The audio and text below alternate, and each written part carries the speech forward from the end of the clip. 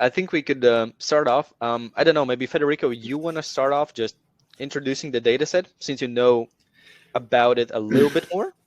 And then Yeah, sure. I can take on from there and talk about what I've noticed about the data set or certain things that I would recommend to kind of focus or at least pay more attention to. Okay, the data set is downloaded from the Argentinian government. Okay. So it's a real data set, a data set they have in the government page at the disposal of people to analyze. As any other world data set or government data set is not 100% clean. You need to be careful. There is a couple of columns in the data set, like a company name that have the same name of a company written in different ways. So there are no distinct values. Okay, I think the best way to follow this up is using the legal ID column. A lot of people ask me about how do we work about sales, and we actually mentioned in the brief that you will consider the price, okay, as a sale point. So every price you see there will be a sale point. It's not real sales, okay, but we mentioned in the data set, please,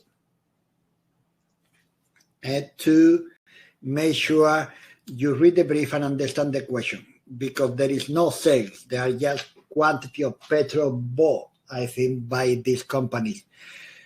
Luis, creo que no. We don't have subtitle, but I will preguntaré. Lo siento, Luis. Okay, Aivis is having some personal problem, so I'm going to carry on a little bit about talking about the data set. Aivis is back. No, I'm here all the time. I'm just turning off the camera just to save some net, so it doesn't seem like I'm connecting and disconnecting all the time. The questions we have put in the brief, okay, about the challenge, that doesn't mean that you have to follow them up and reply to all the questions. We want you to take a number of these questions and concentrate your report on those questions. If you see there is a complication with the sales because there are no real sales, and you want to focus perhaps in a more geographical analysis, you can use the country and region to analyze consumption of petrol and diesel in Argentina. You can see what company are buying more petrol.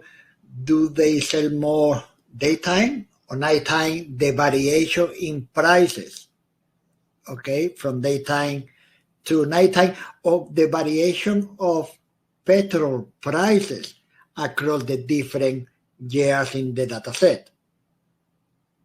Okay, my best advice for you is probably to pick up your focus. Okay, I'm gonna focus, I'm gonna concentrate. My analysis is gonna be about this, and that's your first page, and then you get a bit deeper on the same focus in your second page. Don't try to bring everything into the 2 pages. Find your focus. Yeah? Encuentra lo que tú quieres analizar and, okay, do that. You don't need to analyze everything. Pick a few questions that you are interested in the brief and only analyze that and get deep in that questions. Okay, it's important to understand that the challenges are here for you to learn. So it's an opportunity for you not to drive yourself crazy analyzing everything, but yourself putting new things into practice. Okay, I'm going to try this that I learned the other day in a course, or that I have to work about it. okay? And I'm gonna use this challenge to actually practice, okay, those things that I am learning. At the beginning of my getting into Power BI, I don't know if you know, but I have more than 60 challenges under my back. I look my first challenge and I look my last challenge, and you can see a different way of analyzing the data or presenting the data. And now when you go to work, you will have a totally different approach. All these, hi Rigoberto, you will see all these difficult things, okay, that we do in the challenges being a bit more general and not that complicated in real life. What you're going to find in your day-to-day job is that the data you are seeing really, really can in very, very bad shape. I cannot stress how important is for you to concentrate a lot of your attention in preparing the data, cleaning the data, and focus your analysis. Okay? Oh, thank God you came back. I'm here. Idea. You're back. So as I said before, very quickly, so Aivis can jump in. The data set has its complications.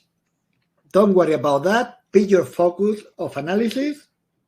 Use the columns that are necessary for you, and the rest, don't worry about it. Just pick a point to focus on. Absolutely.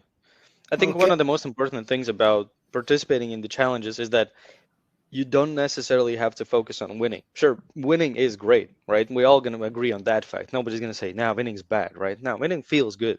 But the most important thing about the challenges is for you guys to learn something new, for you to get outside of your comfort zone, right? For you to test yourself.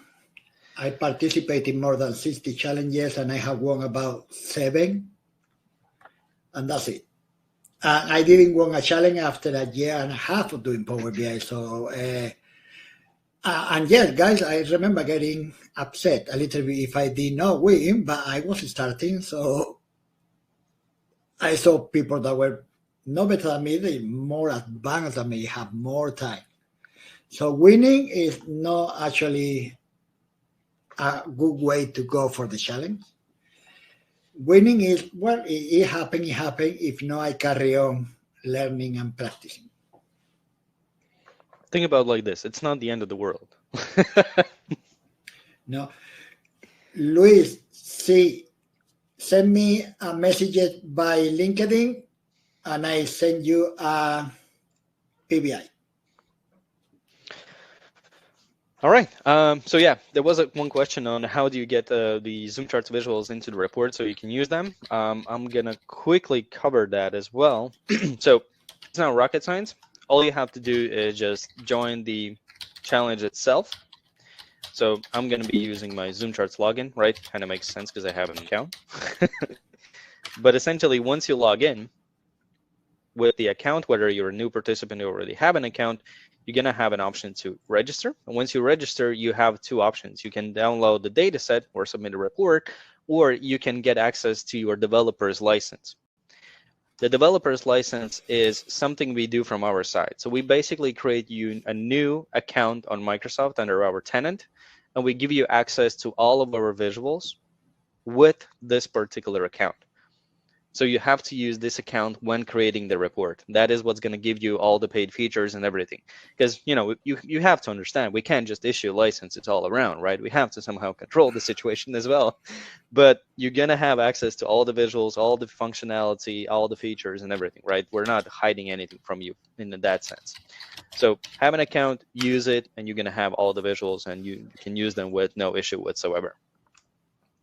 As far as the dataset goes and the challenge goes itself, so one of the most, or let's say one of the first things that I noticed when I opened up the report is I just skimmed through the dataset to understand what it's all about, right? What kind of columns I have, what kind of data I have there? Is there geographical? Is there more categorical information, and so forth? And one of the things that I noticed first is that there's actually a lot of geographical information. And thank God, I also have longitude and latitude, so I don't have to convert everything, right? I already have it there. So that got me thinking, right? Cool, I could create a map visual. Let's do that. So for example, I choose a map visual, and I have the longitude and latitude. So I'm just gonna add a latitude, longitude. There you go. It finds the place on the map, you focus on it, and you can see already the data in a particular kind of manner. Currently, you're just seeing how many points are there in each of the clusters. That's it, because I'm not assigning any value to it. But one of the things that I know from the visual is that, okay, if I have a map, it's all cool and everything, but if I look at the data set, there's actually some sort of hierarchy here. So we can see that there's regions, there's provinces, and there's city. Regions or provinces is the one that I wanted to focus on first. And the reason for that is because every single map is a great map if you try to utilize different tools within it. And one of the tools that I wanted to utilize is the shape layers. So the shape layers are the shapes or the boundaries for certain areas. And one of the things that we allow you to do is to, because for example, if you open up, that was my first thing that I would probably do if I was new, right? Open up the shape layers, look at the shapes and be like, okay, there's Australia, Great Britain, USA, world. Doesn't really help me in specifics with Argentina, right? There's nothing that kind of connects me to it. But if you look under the type, you also have the option of adding your own KML file or GeoJSON file. So the first thing that came to my mind is, okay, let me just try to find, maybe there's a resource that has already a GeoJSON, for example, for Argentina regions. And to look for it, it's the same way as you would look for information on your everyday work. Trust me, if there's somebody that tells you that he's creating Power BI reports and he never uses Google to search for something, I don't trust him. Every single one of us uses Google to find certain things, or the things that we're struggling, or a specific measure, or to understand context for something. That's what you do also on your daily basis. You can't remember everything. Get that out of your mind, right? I think Federico can agree with me. Even if you use Oh no, a basic chat formula of calculate. Chat GPT. Yep. Chat GPT is my best friend. I don't like you anymore, guys. Chat GPT is my boyfriend or girlfriend, whatever you want to call it. But yeah, that's one of the things, right? Don't be afraid of looking or telling, hey, I don't know that from the top of my head. Because even with just a regular function like calculate, there's hundreds of variations on how that could be used within a context. But going back to the map, so what I did, I would just probably do this. I would write in Argentina. Close enough, Argentina. I know that region was one of them. And just type in GeoJSON. See if I can find something. I can see there's Kaggle, there's some vectors that I can probably upload, download. I can find these different GitHub links. I can open it up. That's usually what I do. I just open it up, kind of look at it, see what it is. Okay, this one seems like it has regions. All right. This is the whole map. Open up the raw version of it so you can actually see the GeoJSON, because this is what the visual needs to see, right? He needs to see the properties, the boundaries of all the shapes and everything. So you just copy this link, go to the visual, choose GeoJSON as the shape layer, and type in URL and see if it properly loads in. In this case, there you go. You have shape layers for Argentina for specific regions. Sure, for example, if I right-click on it, you can see, okay, the shape doesn't have a name. But that's really not an issue, because if I use the data, I can use it as a cross-chart filtering tool, basically.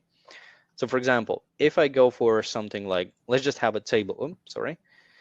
Let's just copy the same information here and convert it into a table. I just want you to understand the logic that I was using when I was building it. So I don't really need the longitude and latitude anymore, but I'm going to use region, province, and city, for example.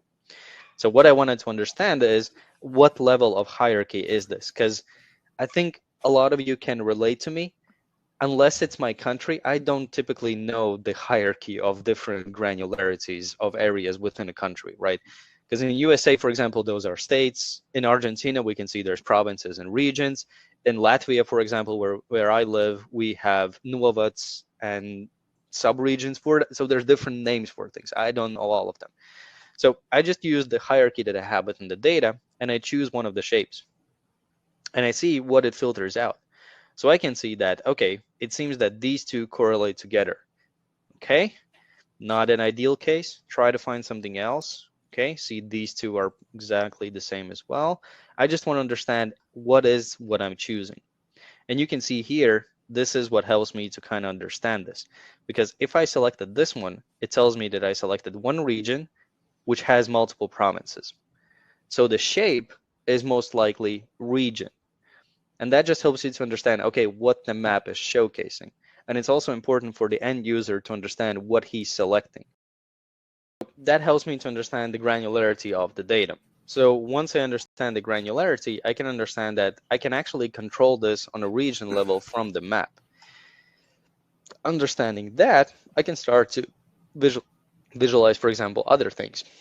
And one of the things that we have in the data set, and I know there's questions that we need to answer, but I just want you to think about the reporting process itself, right? You have to understand what you have within it and what visuals you could use for that. And one of the things that we could use here, for example, is a timeline.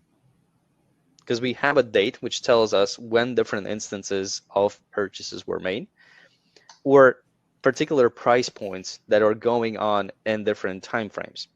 So what I'm going to be doing is I'm going to be using the date, and I'm going to be using the price as one of the series. If I add just price and I sum it up, I think you can agree with me, well, this doesn't really make full sense, right? Especially if you're just thinking about price itself. What we could do is, one of the things that we need to understand is the trend, if there's any trend, if there's any seasonality for this, for example. So what we could do is, even without measures, just going with a basic approach, I'm adding price 3 times. The reason for that is because there's going to be 3 different things that I want to focus on in this particular visual. I'm going to focus on and showcase the disparity between the minimum price that we can find in the timeline, the average price, and the maximum price. So I can see the disparity between them. So I can say that series 1, for example, is just a minimum. The series 2 is going to be an average, and series 3 is going to be maximum. Well, when you have all 3 columns, yeah, not that interesting, right? Because you have to, it's kind of hard to read it. So I would most likely go into the formatting options and say, hey, I also actually want to make them to be stacked because I don't want them to separate. I want them to be lines. Instead of going upwards, so stacking one on top of the other, I also want to make sure that I'm using zero-based stacking. The reason why this is so important, normal stacking, when you're just stacking, it means that you're placing one value on top of the other. So you're basically creating a cumulative value. Summing up min, average, and max, there's no reason to do that. There's no logic behind it. Making it zero-based means that you're creating a visual that starts every single value starting from 0 up to that point. So you're finding specific price points. Now, to read this a little bit easier so the user knows what to focus on, I would most likely also make sure that I add some markers so that he knows the points where the data is actually located. And this allows me to understand the disparity of things. So I could say, okay, I actually want to focus on this region. I don't know the name for it, unfortunately, but you can see the principle behind it. It allows me to choose a specific shape. That's why I'm using the GeoJSON. And I can just quickly see for a specific region, okay, what is the price disparity and in what points it had some data. Now, this is one of the cases that I also wanted for you guys to notice and think about how you want to visualize it. If you look at the chart right now, visually, what it tells you is that there's a steady grow from, well, there's some sort of a little leap, and then there's a steady grow between the 2018 and 2023, right? In reality, if I hover over these 4 years in between, you can see there's nothing in between them. And this is because there are multiple ways on how data can be connected. And we actually allow you to control this through a different property, which is called no data policy. No data policy allows you to define what do you do with points which don't have any data. So the two ones that I would probably play around here, join it's good, but the main thing about this is you have to understand if you have missing data, this is gonna morph the data and give you incorrect readings. Because like I said, this makes you feel like there's a steady upgrow, right? In reality, you don't know how it was fluctuating in between. There's nothing to tell you. So you could go for 0. 0 tells you that there's, data value here, there's nothing in between, and then it goes up to the value. Or even better, I could go for something like skip. Skip is an interesting one. So what it does is it connects when you have at least 2 consecutive data points. So you can see here, for example, between 2017 and 18, we do have 2 years that are consecutive. So we can create a connection. Since we only have 1 data point here in 2023 and nothing before it, there's nothing to connect to. So you only have markers for it. But if I switch this to a different granularity, let's say quarters or something, you can see, okay, there's actually something in there as well. And this is one of the most important things as well for you as a developer, is to understand how the data is visualized. And trust me, I fully understand that at the very first time, you're not going to be able to do all of this, know all of this. None of us did. It's completely normal for you to, for example, use join when you first start off. It's completely okay, because only afterwards, once you create this, somebody is going to be like, hey, but there's really nothing here. Can we somehow showcase this? And that's when you start to think about these things. You can't know everything when you start off. Trust me, the mistakes that me and Federico probably made when we were starting off is just ridiculous. What kind of mistake? I personally made just the dumbest mistakes ever probably when I started off. But the more you play around with the visuals, the more you play around with different data sets, the more you learn from the community, the more you understand, okay, we're focusing on this. This is the data that I'm showcasing. Typically, this type of data is shown within this type of chart, which is also one of the reasons why you can always use things like chart guides. So for example, if I open up again back to Google Chrome, our friend Google, and I'm going to say chart guide. Find one of these just so you can understand what type of chart is used for what type of data. This is very small, but you can see the principle, right? So for example, when you want to focus on part of whole, you have tree maps, you have donut charts. When you focus on distribution, you have typically columns or these sorts of things. So you know what type of charts are typically used for different instances. Bless you. Thank you. Yeah, I mean, how to be polite. But yeah, so play around with these different things. Timeline can be used. This is just one of the instances. You can also showcase the price. You could showcase, for example, how many unique companies are selling fuel, how many different, let's say, types of fuel are being sold. There's different metrics. And like Federico said, focus on something that you can relate to and you want to focus on. Don't just try to create a chart that showcases everything. Trust me, it doesn't work. Because the main thing about the reports is you have to understand that this is a little bit of let's say, off topic in a sense, but one thing you need to understand is that report usually can be kind of tiered, where there's certain levels to a report. When you start off, what you usually do is you create what's usually called a basic report, right? You have visuals, you have some measures, you have your data, and you showcase results. That is the first level of the report. But the more you get into data analysis and data analytics, the more you understand that showcasing results is just part of the problem, right? Once you start showcasing results, typically the next question is, okay, but why did it happen? And once you start to think about it in that way, you also think about differently how to build the visuals. So once you finish the basic reports, you can try to enhance them a bit further with some explanations. And that's where you, for example, create, let's say, the second tier, which is something like advanced. How can we set the font for the ACE labels?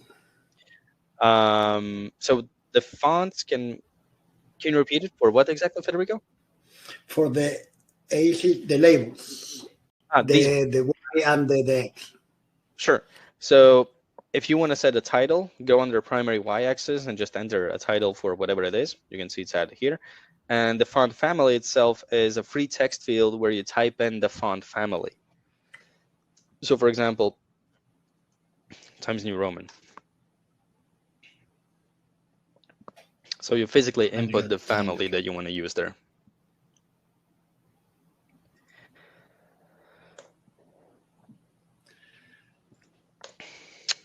All right. Yeah, go ahead. Talking of what Aivis was talking about, we can see that from 2017 to 2018, it goes down a little bit. That is the time of what happened at that time in Argentina for that to happen. Yeah. And then we have in between, we have COVID-19. Yeah, so we have 19 to 21. Okay, the COVID-19, in this view, we cannot see it, but in another view that we saw before, it's quite flat, because that one you can see how everything stayed there very low, and after COVID-19 start picking up, because we can see a bit of recovery around the world, not only Argentina, but it can tell you a little bit about Argentina economy during that period and what was happening in Argentina and the price of petrol. So the basic report, as Aivis said, will be that, and then you will have so what happened from the 19 to 21 that the consumption of petrol was so low, and then you have to prove, well, we had COVID, or remember there was this problem and this problem, or there was some, I don't know, petrol company strike, yeah, whatever it is. So I think it's important to understand that the first number you see is actually the trigger to other number to be seen. Okay, that's it. Yeah, no worries. But yeah, I'd say if you think about the reports, like I said, I would say they usually have 3 levels. You can probably make them in smaller gaps and everything, but I would say there's the basic report, which usually has the data structure, the data model, some calculations, and some basic visuals, and they showcase you the results. Then you take it a step further when you also try to explain it a bit, right? So for example, why is this happening? And the third level where I would take it, where I could call it a professional report or a pro report, is when you basically can understand not only, for example, so what is the current situation or where are we standing right now, but why, for example, are we here? And whilst doing it, you allow the user to do it intuitively and seamlessly. So you create an experience that everybody can relate to and they can use the charts pretty easily. You don't need a PDF to explain to them. So if you click here, happens this, right? So you create a report which allows them to do that exploration and look for the points which trigger the next question. Okay, why? And usually the why can be explained either with additional data set, or you have to understand what's happening in the world or a specific region. There could be a lot of instances why this is happening. If it's within a company, you have to think about, okay, what the industry is the company in, for example, what new policies or what did the company do in that particular period? Maybe there was some restructuring or something. There's usually a lot of things that you have to think about. Lydia, yes, if you want to go ahead and create a data model, that is the way I will do it, and it should be done. Yeah. If you are newer and you want to work in a flat data set, you can do it too, but it is recommended that you prepare a data model. This way you practice and polish your skills. One thing that I can always recommend is, I remember this was a grace and savior when I started off. Training. There we go.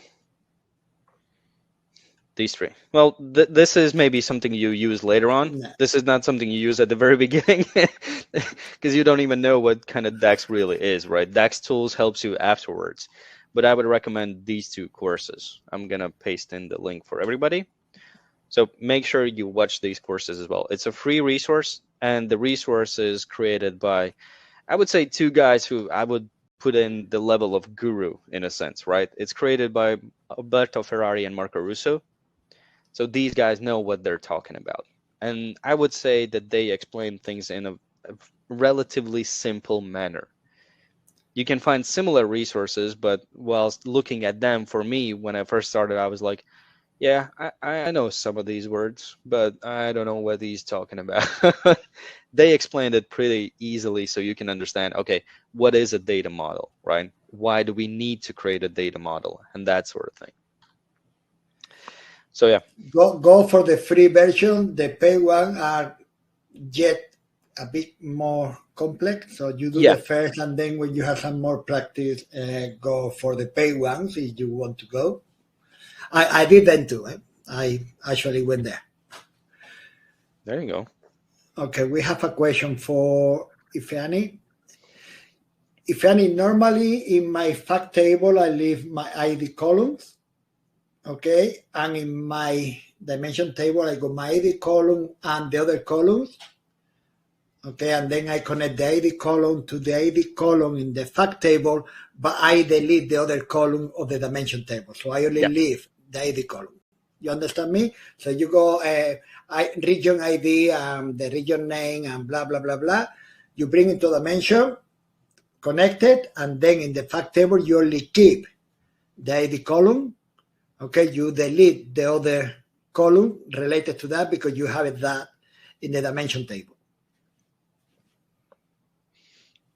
So for just as an example, right, let's think about it like this. So for example, if you have a company ID and you have a company name and other properties for the company, I would keep only the ID in the Here. fact table, delete everything else from the original fact table, and have it in the dimension table, so that the fact table isn't as heavy. So you can parse it a lot faster and the queries can run a lot quicker. Correct. Because otherwise, if you have one flat table, the main concern is when it's a small table, you're not going to notice a lot of issues, right? Because there's nothing too much to kind of handle. Once you go into the data sets, which goes into not even thousands, but millions of rows, that's when you're going to start to notice a lot of difference. That is one thing. And the other one is once you start to make more complex measures, that's also one thing when you're going to start to understand the reason why you need to create a model instead of a flat table. And furthermore, when you have done that, the ID column, you hide them. You are not going to use it. You are not going to zoom how many ID columns you have, and you want to do a count. But normally you also hide them in the dimension and the fact table. Yeah. Because you know you have your. There is a question, Aivis. Sure. It is possible to configure the map at the color intensity level by state. Color map intensity level by state. I'm guessing if it's driven by a value. If that's the case, then yes. So for example, if I go for something like, let's say again, the same price. So I add a value. I'm going to say that I'm focusing on average price. That drives the value for the region in this case, because I don't have anything lower. Adding a value, going into formatting options, opening up shape layer, scrolling down, and right here you can enable conditional formatting. Once you enable that, there's one more thing that you have to take a look at, and that is the treat empty shapes. So there are two ways on how you can treat them. Either you want them to be basically treated as a minimum value, or you completely disregard them. So for example, if I remove it, it allows me to configure the background to be driven just by regular color. So that you can kind of see, for example, okay, this area doesn't actually have any data, for example. So it really depends on that. Play around with the intensities, play around with different colors, so it makes more sense. So for example, I could go for something, when results are usually lower, if it's not profit, then you talk about something that's cold. So you could go for something like blue, and then you go for something like yellow, just as an example, right? Right now you can see, well, there's just high disparity between those because there's a lot of points in this particular area. But if I take something else, let's say if I create a combo chart and create something that drives the map, so the other way around, you can always do that as well. I could go for something like region, province, not even going to go down to this. Actually, no, I'm going to stay here. Don't need too many details and focus again on the average price. I could say, okay, I want to focus on this particular region. So it zooms in, and you can see it rescales all the values.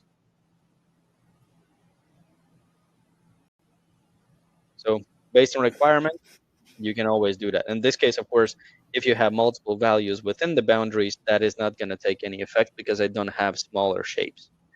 If I would have them, I would just create another layer, which is added below it, and then I can focus on that as well. But yeah, this is another way on how you can control the map. Like I said, you can use the map to be the control, or you allow the user to, for example, if the map is the main focus, use another visual to drive the map. Allow him to navigate it, to explore it, to see what's within it. In this case, you can just see, okay, that there's an oversight on my side, and that is that the nodes are exactly the same color. Okay, I can easily fix that. Let's go for something like this, maybe. There we go. Now I can also see that, for example, sometimes the labels or the values are outside of the node. Not an issue. You play around with them. Inside labels, background color, put it at something like maybe 50, just so you can emphasize on the values. That's one of the things you always have to think about, right? The end user needs to understand what he sees. And that's one thing. And the other thing is he actually needs to be able to see things. I think it's important to mention that the ZoomCharts are quite advanced, not advanced in the difficulty. They are quite good. So you need to work. You need to spend a little bit of time working with them. But as Aivis did, just with 3 charts, you have a better insight of what going on about prices and region or state. And you don't need to bring 25 different charts. And that doesn't make any sense because you're overloading my view with so many charts. But you are giving me, listen, you got the region and province here, and if you click in there, you can focus on the map. And on the top, you have the average, the median, and the minimum and max, I think, an average. Okay, an average, but I can make it a median as well, yeah. Through time, okay? Simple analysis, you just make it a little bit better, put proper titles and labels and blah, blah, blah. You have an excellent one-page report done in no time. And you have time to actually spend analyzing and working with the chart and the visual. What do this? What is that? What is that? Until you get to a point where you're happy with. The one thing as well that I think I can't emphasize on enough is make sure you yourself play around with the visuals like you were the end user. What I mean by this, and this is what I've created, for example, so far, right? It's nothing super complex. It's nothing super advanced as well. It's just the beginning. But without interfering or changing anything, this would be the experience for the end user. If I select a region, we already saw this, it's nicely and neatly focuses on the map. That's all good. But if I, for example, don't change anything and select a region, I think you can all agree with me that this looks bad. Yeah. Because I'm cross-filtering from the map to this chart now. So you don't necessarily always have to have cross-filtering enabled from all the visuals in all directions. You need to create a narrative. You need to create a story that you tell with your data, and the user needs to understand it. So what I would probably do here is, since this one allows me to get a better effect, I would probably do something like this. I would go into the format, edit interactions, and say that, hey, the map visual is actually not going to touch these ones. And vice versa. This one is going to be able to filter these maps. So whenever I choose a region, or actually I would say that the map doesn't really filter anything. That also could be. So that if you accidentally click on it, you can interact with it currently, but it's not really filtering anything. And you have to decide whether or not the shapes are necessary. It really depends on the use case, on the user. There's a lot of ifs, and there's always going to be a lot of ifs. But it's your job to play around with these things, because trust me, if you keep everything as it is, so for example, if everything filters everything, you would be losing, let's say, certain points for the fact that, hey, these two basically do the same thing, but if I do it from this side, this chart becomes kind of obsolete. It's one data point, Patagonia, so you see just a massive chunk of yellow color in there. I could, because it's one click on region. it and drill down, but from the end user perspective, it would be like, eh? What happened? Yeah. What happened? Yep. And you don't want, trust me, you don't want to create these situations. There's always going to be them from time to time because something new comes up, especially when you're adding also bookmarks, field parameters, and a lot of different things. Play around with different options. Aivis, do you mind show again how to go to the edit interaction so people know and how they can cancel the filtering from one chart to another? That is a very useful tool. Sure. So in order to do that, first and foremost is you need to select a visual. That is the first thing you need to do, because without it, you can see the format tab isn't even here. So you need to select a visual. Up here, format tab, and right here, edit interactions. The other thing that you need to understand is that how it works is you define it on a visual level, how this visual interacts with all of the other visuals in the report page. If you select the map, how does the map interact with all of the visuals on the map? If you select the timeline, how does the timeline interact with? So it's per visual. And the reason why I'm emphasizing on this, because one of the most common mistakes is, for example, for people to, let's say, I want to make sure that when I select something here or here, they don't filter each other. Only the map gets filtered. Let's say that's the use case I want to create, right? And somebody automatically goes, yeah, I disabled this, but I forget to disable this. So when I select something here, nothing happens here. But if I select something here, this filter is also here. So always just play around with different options. Make sure that how you have set things up makes sense, because you don't want to lose that at the very end. Combo charts, timelines, map visuals, based on what you also have here, because it depends on how many, let's say, levels of data you have there. If you, for example, want to focus on something else, you could also use just a regular donut chart. Now, I know that in data visualization world, you're gonna hear this, and trust me, I've heard this more than you can imagine. The donut is a bad visual to be used. It's a bad visual if you use it incorrectly. If you use it correctly and for the right purpose, it's still a good visual. Every single visual can be broken if you use it incorrectly. So for the donut, what I would probably do is maybe something like focus on product type. And let's say I want to see, based upon company ID, how many unique,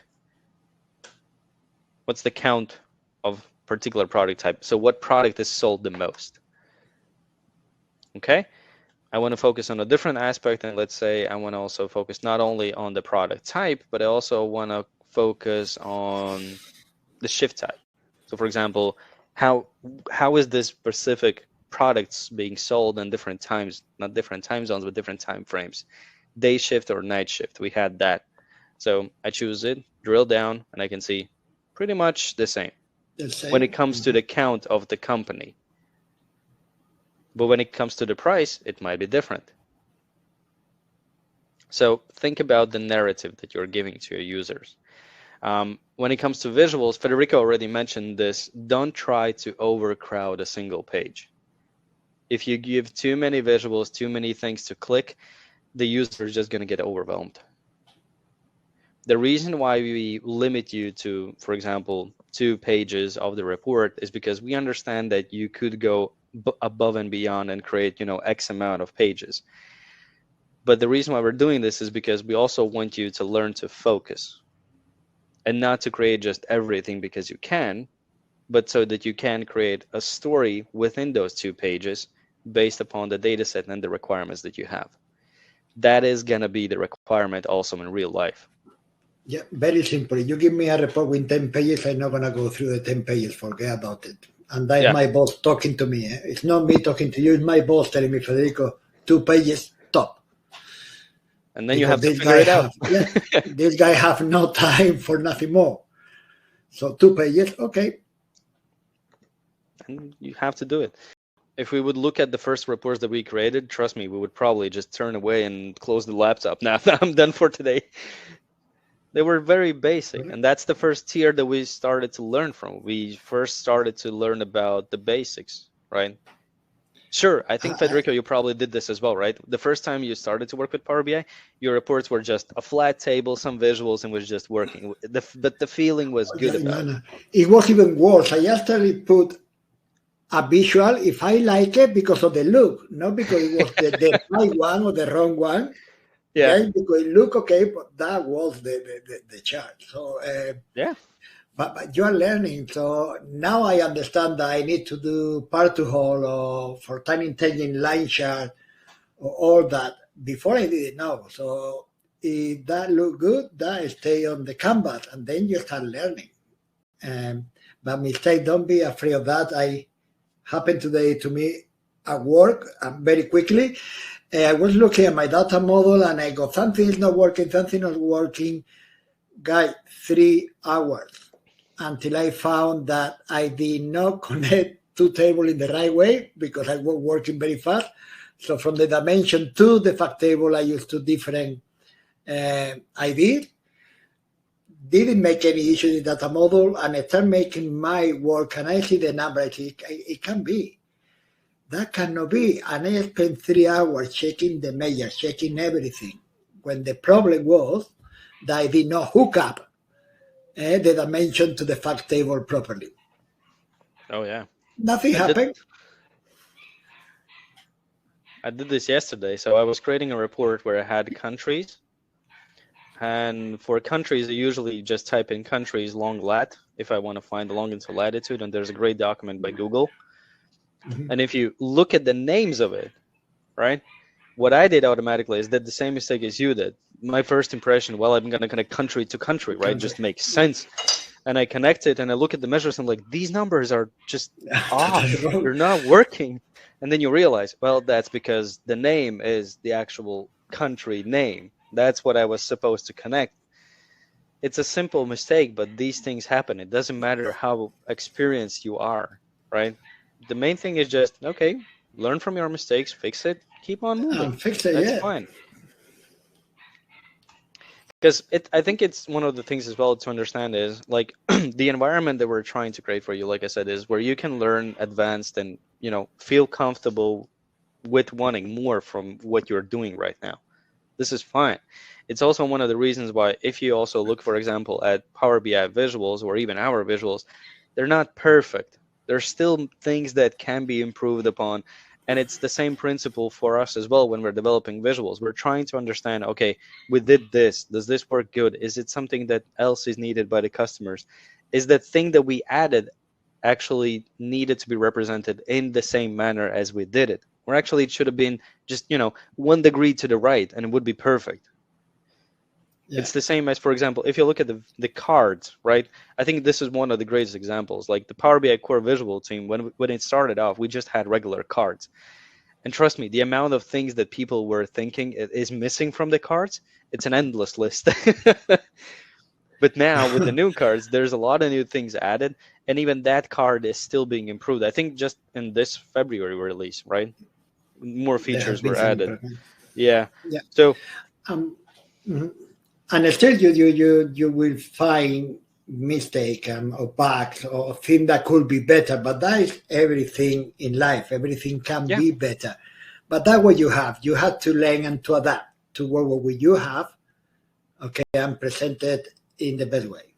The main thing I would say is the reason why, for example, also the data sets, some of them are simpler, some of them are more complex, is because we want you to think about that the report is so much more than just the result. There's also usually going to be a question of why. And if you want to get recognized in the community, that basically the employer notices your work and everything, you're going to have to gradually go to that mindset of creating a report, which doesn't just showcase where, for example, or what we're doing right now, but also why is that happening. Correct. And remember, we are learning every day. We are all starting and learning new things every day. So go ahead. Don't be afraid. There is nothing to be afraid of, guys. Believe me. But the more you work on it, the more you practice, the better you get at it. the more recognition you get in the community. You're posting in the community. And there will be a point that you will be sitting here with Aivis instead of me. That I'm becoming too old for the. Hey, at one point we're gonna be on the other side. Trust me. Yeah. They're gonna grow. They're gonna outgrow us.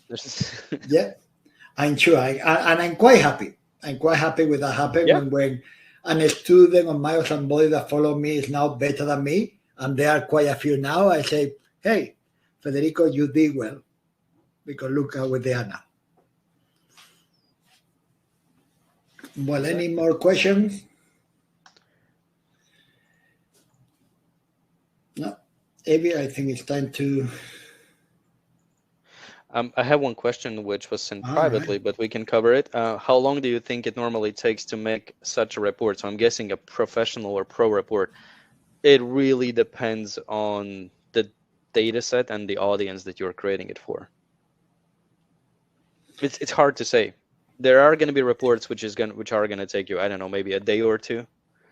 And there are going to be reports where you're going to be working on for weeks just to fine tune everything. My work, we have hours back. Okay, so this company gave me 240 hours to work with, 120 hours to work with, and that is the brief. Before I tell the client, everything is okay, I need to read the brief and say, no, I cannot create you 55 pages in this hour because no. So it's all a matter of kind of accommodating. And there are different reports with more time and other less time. And again, most of the time you're going to expect cleaning and preparing the data. When you have that sorted out, the visualization part, that if you are good at doing Power BI, it doesn't take that long. Yeah.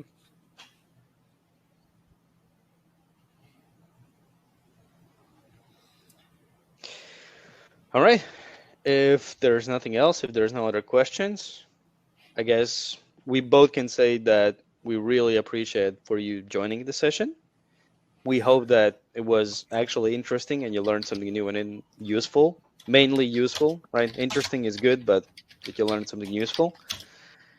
And yeah, go ahead and create your reports. Thank you, guys. Nice talking to you. Yep. And I see you in the next one.